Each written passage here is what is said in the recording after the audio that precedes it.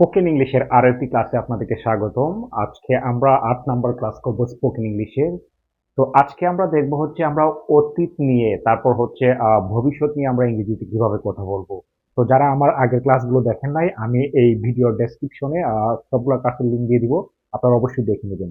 আর যারা আমার পেজে নতুন, অবশ্যই পেজটাকে ফলো দিয়ে রাখবেন আর ইউটিউব চ্যানেলটাকে সাবস্ক্রাইব করবেন। আর যারা অলরেডি করেছেন তাদেরকে অনেক অনেক ধন্যবাদ। তো আমরা প্রথমে দেখব যে আমরা ইংরেজিতে কথা বলার সময় আমরা কিভাবে অতীত নিয়ে কথা বলবো। তো প্রথমে অতীত, তারপর আমরা ভবিষ্যৎ নিয়ে দেখব। তো প্রথমেই দেখেন, কোনো কিছু আমরা করেছিলাম বা করেছিলেন। কেউ অতীতে কোনো কিছু আমরা করেছিলাম যেটা আমাদের জীবনে অতীত হয়ে গিয়েছে, যার এক্সিস্ট আর করে না। অর্থাৎ যেমন আমি গতকালকে এটা করেছিলাম, তিনি ওইটা করেছিলেন, তারপর হচ্ছে তারা ওইটা করেছিল গত বছর, তারপর হচ্ছে কয়েক বছর আগে আমরা ওইখানে গিয়েছিলাম। তো এইভাবে যখন আমরা অতীত নিয়ে কথা বলি, তখন আমরা মূলত এই স্ট্রাকচারটা ফলো করি। প্রথমে আমরা সাবজেক্ট নেই, তারপর হচ্ছে ভি টু অর্থাৎ ভার্বের পাস্ট ফর্ম নেই। তো এই ক্ষেত্রে ক্রিয়ার ধরনটা হবে হচ্ছে করেছিলাম বা করেছিলেন বা তুই করেছিলি, সে করেছিল, এইরকম ক্রিয়ার ধরনটা হবে। তো আমরা যদি কয়েকটা এক্সাম্পল দেখি তাহলে বিষয়টা আরো বেশি ক্লিয়ার হবে। যেমন গতকালকে আমরা ফুটবল খেলেছিলাম, তাহলে কি হবে? আমরা উই খেলেছিলাম, প্লেড উই প্লেড, কি খেলেছিলাম আমরা? Football. We played football yesterday. তারপর যদি বলি যে গত বছর আমি মুভিটি দেখেছিলাম, তাহলে কি? আই আমি আই দেখেছিলাম, তাহলে কি হবে? বি টু ভার্বের past form watched. I watched the movie last year. তারপর যদি বলি যে আমি গতকালকে ঢাকা গিয়েছিলাম, তাহলে কি হবে? I went to Dhaka yesterday. তো এইভাবে আমরা অতীত নিয়ে যদি আমরা কোনো কিছু করেছিলাম, করেছিলেন যদি বলি আমরা, তাহলে আমরা এইভাবে বলবো। প্রথমে সাবজেক্ট, তারপর হচ্ছে ভার্বের পাস্ট ফর্ম, তারপর হচ্ছে অবজেক্ট। তো আরো কয়েকটা এক্সাম্পল যদি দেখি তাহলে বিষয়টা আমাদের আরো ক্লিয়ার হবে। আমি অনেকবার চেষ্টা করেছিলাম, তাহলে কি হবে? I tried many Times. তারপর যদি বলি যে আমরা গত বছর টুর্নামেন্টে অংশগ্রহণ করেছিলাম, we participated in the tournament last year. তো আমরা এইভাবে কথা বলবো অতীত নিয়ে। এখন হচ্ছে অতীতে কোনো কিছু আমরা করি নাই। আমরা বলি না যে আমরা গত বছর টুর্নামেন্টে অংশগ্রহণ করি নাই, বা আমরা গতকালকে ফুটবল খেলি নাই। মানে আমরা অতীতে কোনো কিছু করি নাই, এটা যদি আমরা বলতে চাই তাহলে আমরা এই স্ট্রাকচারটা ফলো করব। প্রথমে সাবজেক্ট নিব, তারপর হচ্ছে আমরা ডিড নট নিব, যেহেতু এটা অতীত এর জন্য কি হবে? Did not. তারপর হচ্ছে যে কাজটা আমরা করি নাই, সেই কাজের জন্য আমরা একটা ভার্ব নিব, সেই ভার্বের প্রেজেন্ট ফর্ম হবে। আমরা এই জিনিসটা খেয়াল রাখবো, এখানে কিন্তু আর পাস্ট ফর্ম হবে না, কারণ এই যে অতীত হওয়াতে আমরা কিন্তু এখানে ডিড নিয়েছি।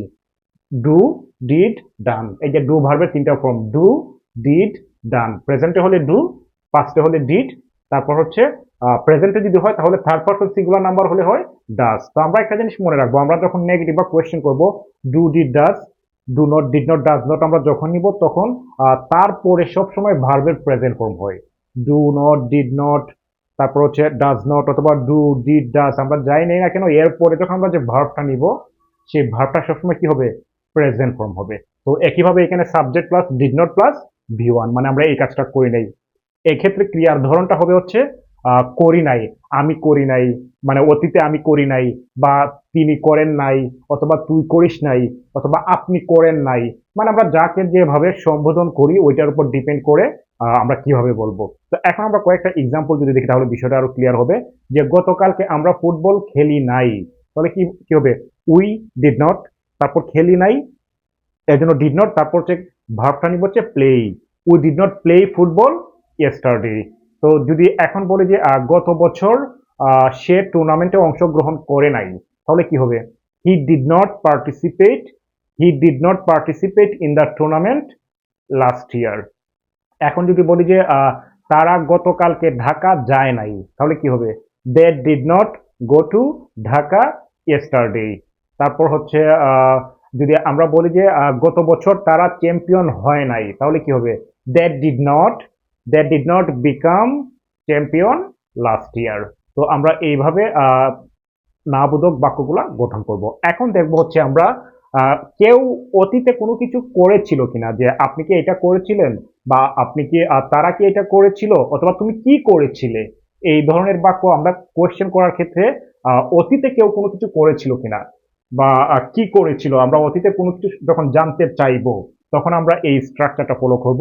প্রথমে আমরা নিব ডিড, তারপর আমরা নিব সাবজেক্ট, তারপরে নিব ভি1 অর্থাৎ ভার্বের প্রেজেন্ট ফর্ম, তারপর এক্সটেনশন বাকি অংশ আসবে, আর একেবারে শেষে আমরা দিব হচ্ছে কি প্রশ্নবোধক চিহ্ন।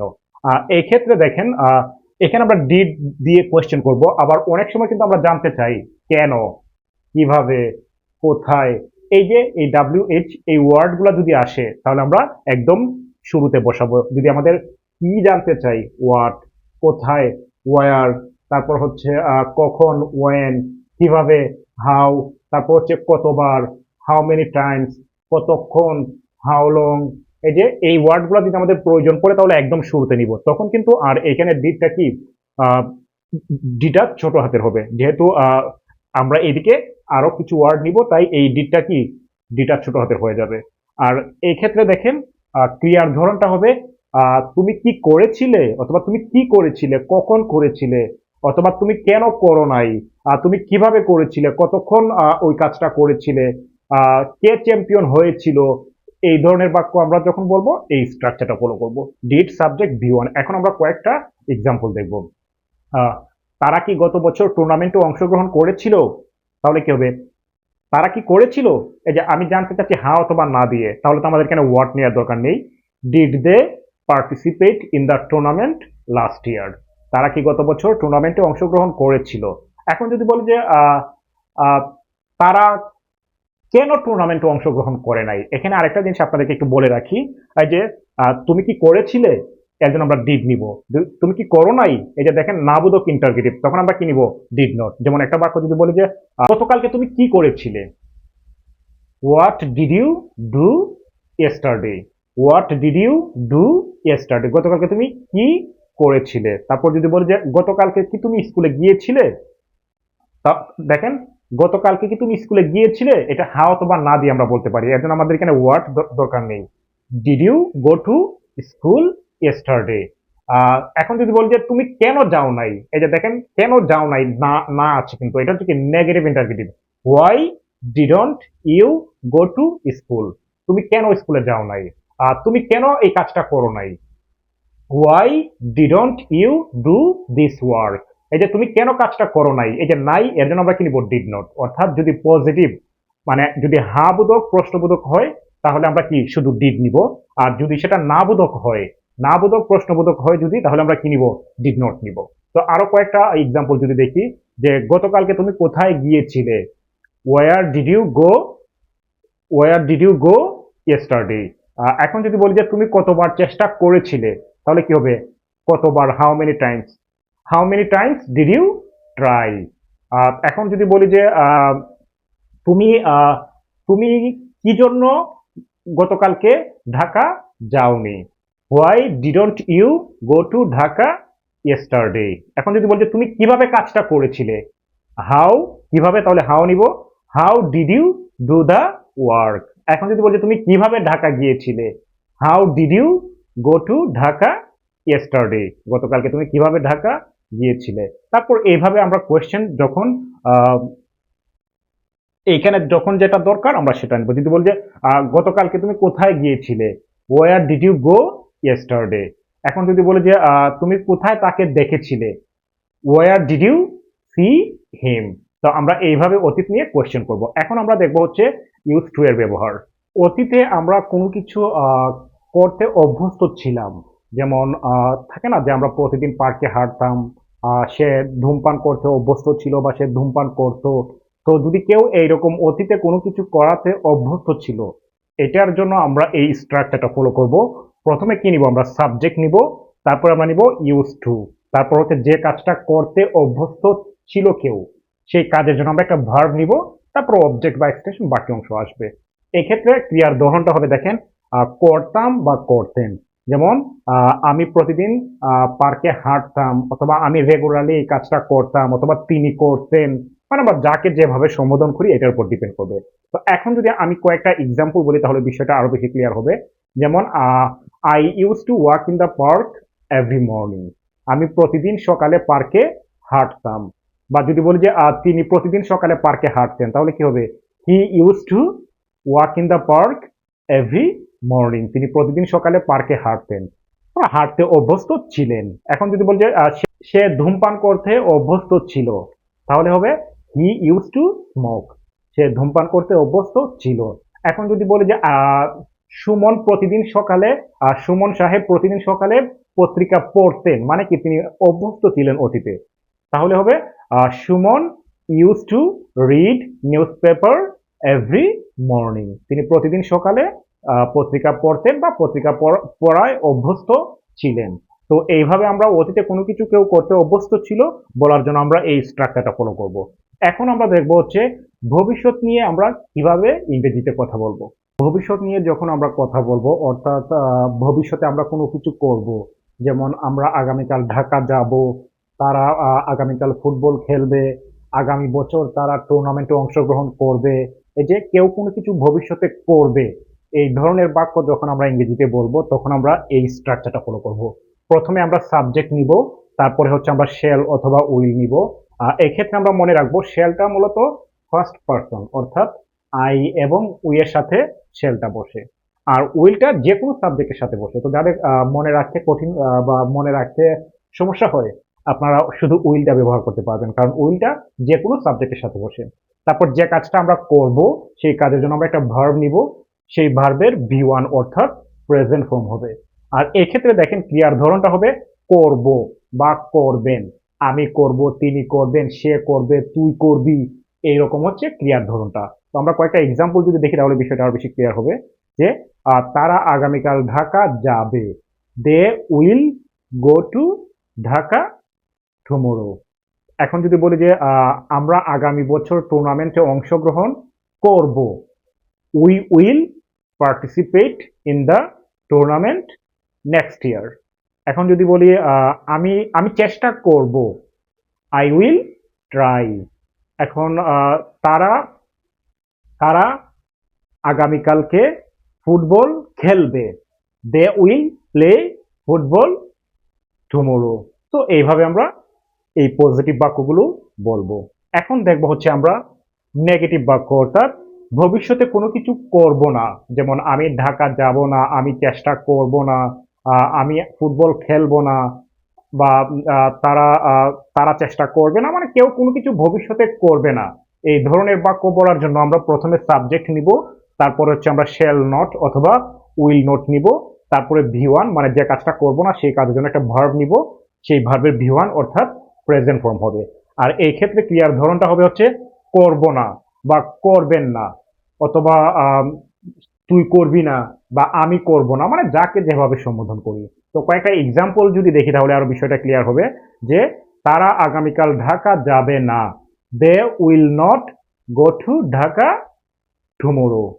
আমরা আগামী বছর টুর্নামেন্টে অংশগ্রহণ করব না, we will not participate in the tournament next year. সে চেষ্টা করবে না, হি উইল নট ট্রাই। যদি বলি যে তুমি যাবে না, ইউ উইল নট গো। যদি বলি যে সুমন ফুটবল খেলবে না, Suman will not play football.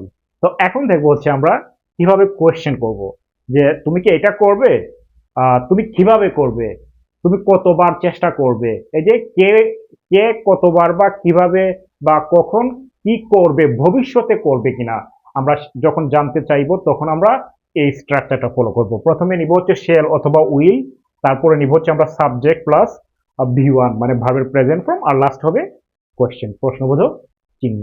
এক্ষেত্রে ক্রিয়ার ধরনটা হবে হচ্ছে আমি কি করব, আমি কখন করব, বা তুমি কখন করবে, তুমি কখন যাবে, তুমি কখন খেলবে, তুমি কতবার চেষ্টা করবে, তুমি কিভাবে করবে, বা তিনি কিভাবে করবেন কাজটা, তিনি কখন ফুটবল খেলবেন, তিনি কোথায় যাবেন। এই যে ভবিষ্যতে কেউ কোনো কিছু করবে কিনা সেটা আমরা জানতে চাইবো। তো একইভাবে যদি কখন, কিভাবে, কোথায় এগুলো যদি আমাদের প্রয়োজন পড়ে তাহলে আমরা একদম বাক্যের শুরুতে নিব, আর বাকি সেম স্ট্রাকচার থাকবে। তো এখন যদি আমি বলি যে তারা কখন ঢাকা যাবে, এই যে কখন বললাম এর জন্য কি ওয়েনটাকে আমাদের একদম প্রথমে নিতে হবে। When will they go to Dhaka, তারপর লাস্টের প্রশ্নবোধক চিহ্ন হবে। এখন যদি বলি তুমি আগামীকালকে কোথায় যাবে, where will you where will you go tomorrow. এখন যদি বলি যে আমি আমি কি আগামীকালকে ঢাকা যাব, will I go to Dhaka tomorrow. তারপর যদি বলি যে সুমন কি আগামী বছর টুর্নামেন্টে অংশগ্রহণ করবে, will Suman participate in the tournament next ইয়ার। তো এগুলো তো গেল হচ্ছে হ্যাঁ বোধক প্রশ্নবোধক বাক্য। তো যদি বলি যে তুমি কেন কাজটা করবে না, তুমি কেন যাবে না, এই যে না, এই না এর জন্য তখন আমরা কি করব, এই শেল নট অথবা উইল নট, অর্থাৎ শেল অথবা উইলের সাথে আমরা নট যোগ করলেই হয়ে যাবে। যেমন সে আগামীকালকে যাবে, হি উইল গো। এখন যদি বলি যে সে আগামীকালকে কেন যাবে না, why why will not he go tomorrow. এখন যদি বলি যে তুমি কেন চেষ্টা করবে না, why why will not you try. তো আমরা এইভাবে অতীত এবং ভবিষ্যৎ নিয়ে ইংরেজিতে কথা বলবো। তো আশা করি আপনাদের আর এই অতীত ভবিষ্যৎ নিয়ে কথা বলতে কোনো প্রবলেম হবে না। তো যদি ভিডিওটা ভালো লাগে তাহলে অবশ্যই অবশ্যই শেয়ার করবেন এবং অন্যদেরকে দেখার সুযোগ করে দিবেন। ভালো থাকবেন, খুব দ্রুতই আরো নতুন আরেকটি ক্লাসে দেখা হবে। ধন্যবাদ।